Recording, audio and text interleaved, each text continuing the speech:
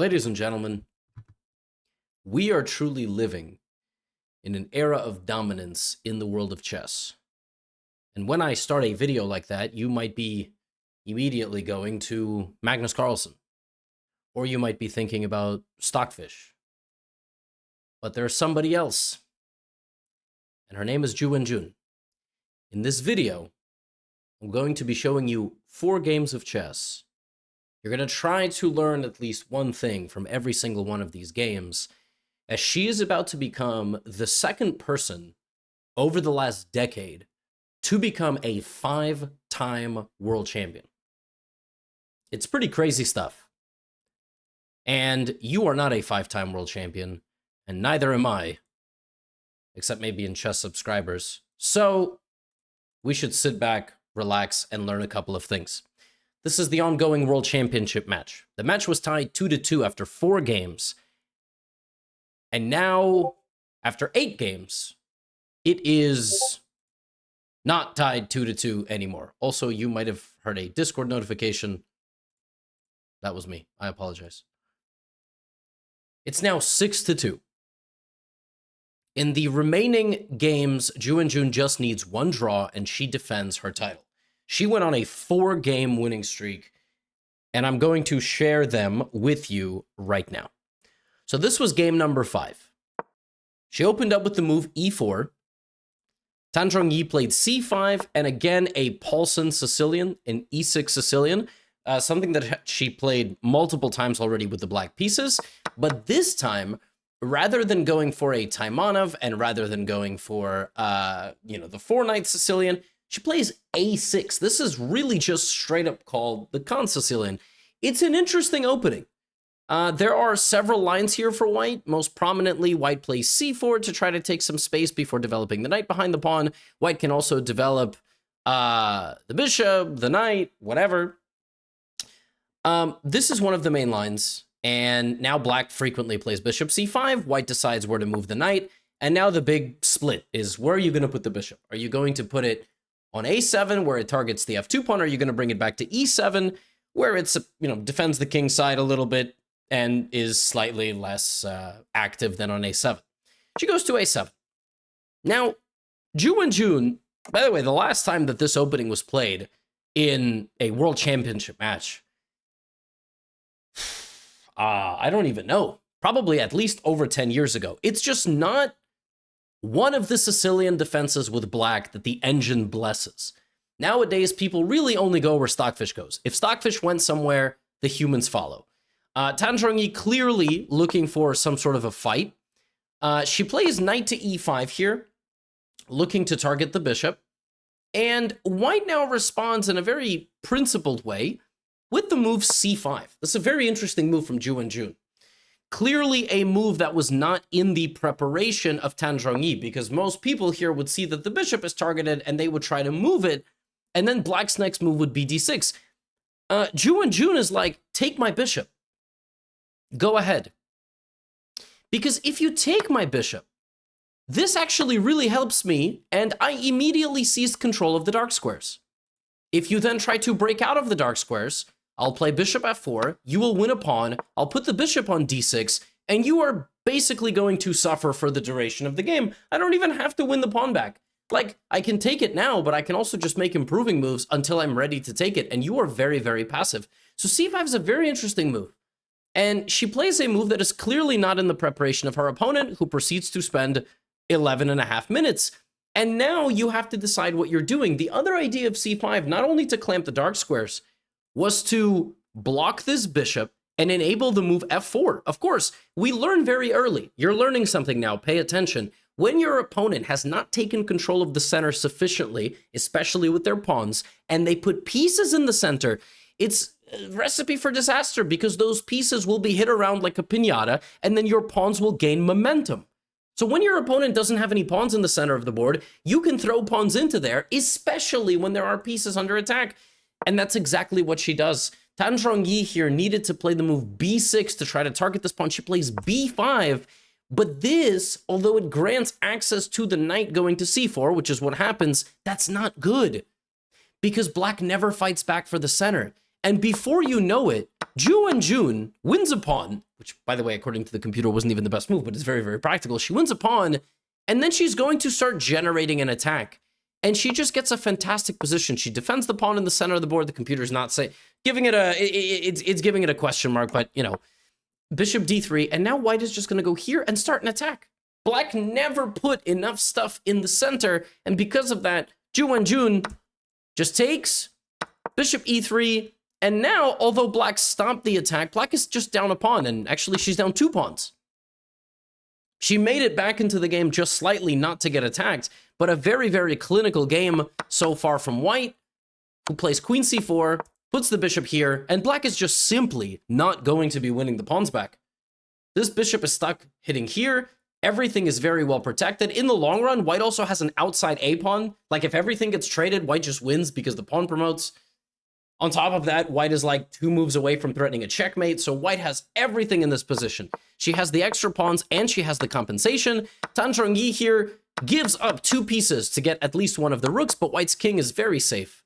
And now white has the choice of winning the game with a direct attack or winning the game in the long run by using the knight and the bishop for the rook. The knight and the bishop are simply better than the rook here. And what white will need to win this game, when you have a knight and a bishop for a rook in an endgame, is you need a pawn. You need a choice pawn. And one of these pawns will win white the game. These pawns won't, because they're on the same side. So watch as the game proceeds. Again, white has options. White's options are win by checkmate, by going for an attack, or win in the endgame. And as you can see here, it's probably going to be an endgame, because white doesn't seem to have a very coordinated attack going on the black king. Black is still creating some threats. White gives up the pawn to win this pawn, and now we re-begin the process, right?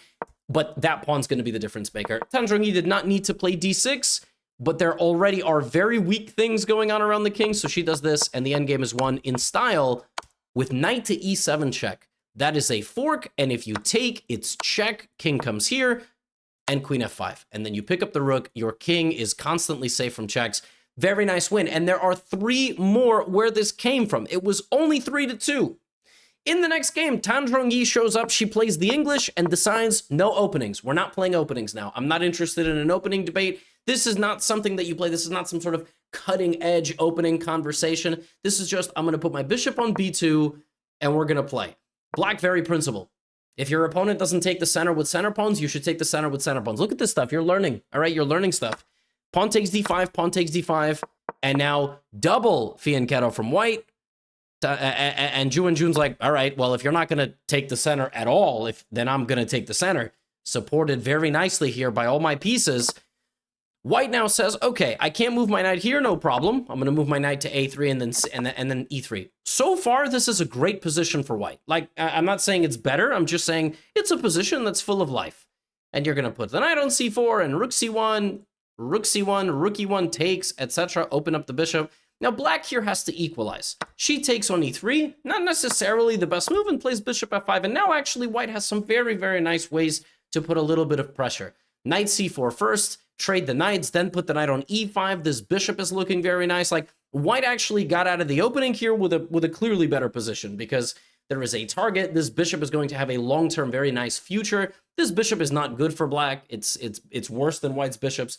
But white plays knight e5, which was not the best way to capitalize the advantage. It was slightly better to play knight c4 first, because this knight needs to do something. Okay, knight e5 still looks fine, but this allows take, queen c8. And somehow, this really obscure position not only is defending against the threats, but also you gave black the opportunity to trade your bishop. If white loses the bishop on g2, white has nothing. There is no advantage here.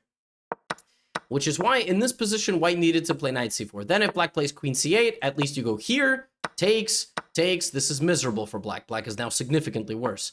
So that is why you needed to play knight c4. And Ju Wenjun now begins the part of the game where you try to equalize. She brings the queen to e6, this attacks the bishop. Now if white tries to take the pawn on b7, white will only run into problems. For example, well, you can't even do that, right? Rook c1, b6, or even, by the way, bishop to b2. So let's say rook b1, b6, black has completely equalized. And maybe even more, queen a6, right? Maybe even more. So black has totally stabilized the position, and suddenly, not only has she totally stabilized the position, this is like a real maximalist approach from Ju Wenjun. She's just playing, right? She's just playing a game. She's going to play bishop f6, and suddenly white needs to play to equalize. And the next two moves really don't do white any favors. She plays knight to d3 and knight to e1. And you kind of can feel when you need to play knight d3, knight e1 in the middle of the game, it's going to run into some issues, right? Instead, maybe white had something instead of knight d3, but queen e2, just a6. The computer doesn't really have an easy plan. It wants to actually put the knight back on f3 if it's going to go anywhere. And now watch as Ju Wenjun just put some pressure. She's down 30 minutes on the clock. Okay? Now, this is a skill everybody needs. Winning a position you have no business winning. Okay? You look at an endgame like this, you look at a couple of things. Where are the pawn imbalances? It's a 3-on-2. So black will potentially create a passed pawn over here. Maybe there are threats on the king, although if I have to say, it's probably black's king that's a little bit weaker. And now she goes queen d6, looking for a knight endgame. I think she was just ready to make a draw, right? She was just ready to make a draw. But black just keeps playing. White also keeps playing. White wants to win. She plays h4, which is a huge provocation. h4 is a huge provocation. Now black goes here, and it looks like white is going to potentially put the knight on the f4 square, but that's going to take a little bit of time. But what ends up happening is black is more active. In the endgame, you need a king in the center, a more active king than your opponent, and that is exactly what white gets. Black gets. Black is going to put the king in the middle, and then use the pawn majority. Pawn majority, active king. Pawn majority, active king. Defend. White's too passive, and king d4. This is a very instructive way to both win and hopefully in the future avoid losing. I think Tan just wanted to win really, really badly from this position, and h4 was unnecessary. It restricted the white knight. It restricted the white king. It's not really easy what to do here. Maybe white just gives checks and sort of tries to do nothing, but it's not easy to do nothing here either. And ultimately, you know, black walks in, and Ju Wenjun, very clinical, brings in the knight, takes the other pawn, and is going to win this pawn. This is going to pass. This is going to pass. And this knight is always going to monitor the remaining white pawn. And Ju Wenjun goes up 2 games. F7 is possible. You can queen and win an endgame, but you can also play a nice trick. Knight to e5. Getting the queen to promote. Winning the queen, and then promoting. And yes, white can make a knight, but black would be making a queen. So, it's 4-2. But there's 2 more games to go. Ju Wenjun in this game plays e4, and this time we have knight to c6. So black continuously going for the Sicilian defense. This is very different, by the way, than the World Championship that was just played. Ding Liren basically exclusively played the French. There was almost no Sicilian. I don't think there was like a single one, because I don't think with white he played into it, if I'm not mistaken. Knight c6 played. Now we have a Rossolimo, and one of my favorites, e6. To try to play knight to e7. This is the Rossolimo that I like to play with black, knight e7. And now there's a few things here. d4 is the move that Jan Nepomniachtchi played against me. And then in this position, there are several moves like knight g6 and queen b6. I famously played g6 in my game against Nepo, which I managed to win but got really lucky in. And g6 is not a good move. It weakens the dark squares a bit too much. Queen b6 is certainly one of the moves. White then trades and backs up. And as we see, Ju Wenjun really likes the position with the bishop on d3, right? Even here, it's not exactly the same, but you see there are similarities. The knight is on e7, the pawns are on e6 and a6, right? And so in that previous game, white put a pawn on c5 and did a lot of damage. In this game, I imagine that we get, you know, c4, knight c3. If you ever want to play f4, you always need to play king h1. It's kind of interesting the way you can learn to play different Sicilians just by looking at different games, right? Although the structure does change. So there is c4, just like in this game. Just like in this game. It's a little bit different, but in that game, the knight also went to the g6 square, right? Now, knight c3, bishop e3, king h1, f4, right? Let's see what happens. Knight c3, right? Knight a4. Okay, interesting. She could have also went king h1. She could have also played b3. Knight a4 pushes the queen back. She does the exact same thing.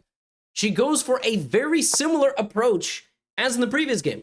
And it's restricting the black position. Now, black probably has to move the d-pawn. She does. But now we take...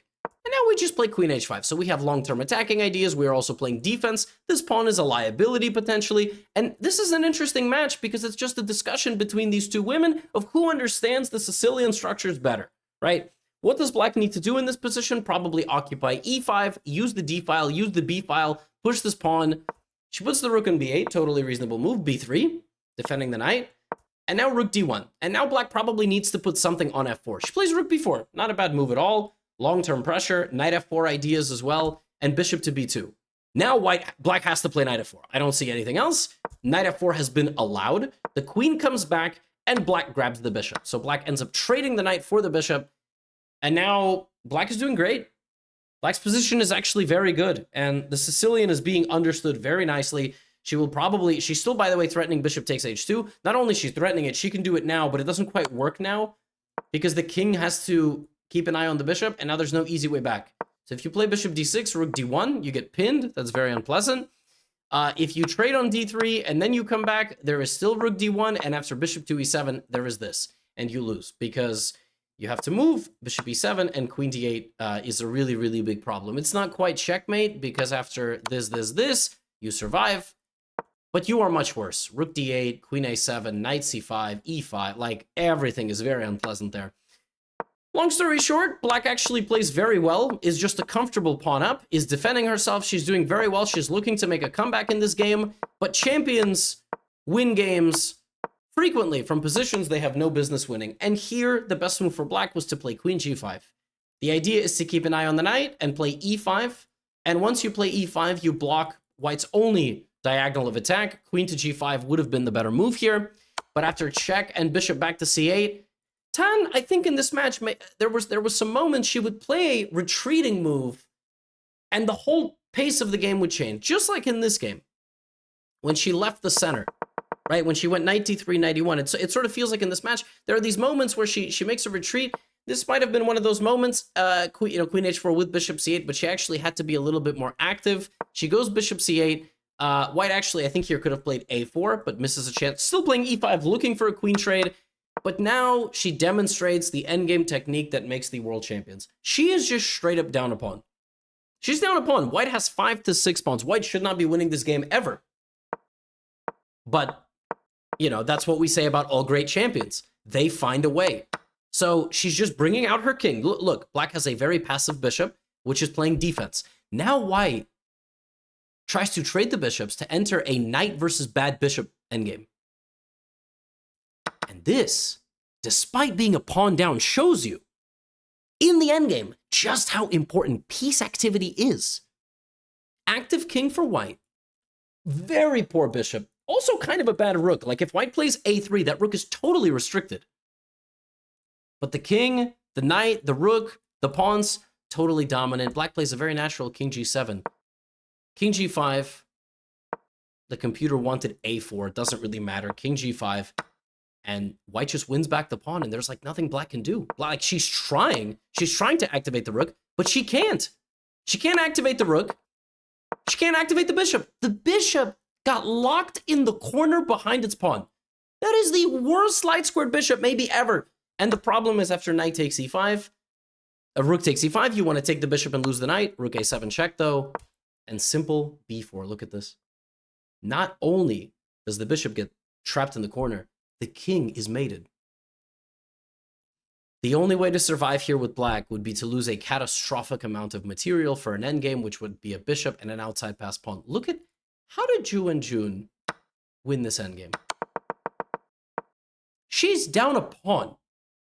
She should not be winning this endgame. It was amazing. It was amazing how she did. She just walked forward, activated her king, traded the bishop at the right moment, and left this bishop. That bishop lived a sad life. It didn't move until move 19.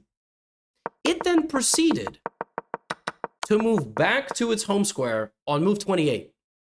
It left the house at 19, it went back at 28, and it stayed walking around its own house, room to room. And that's okay. That's okay. But in this case, it didn't have ambition.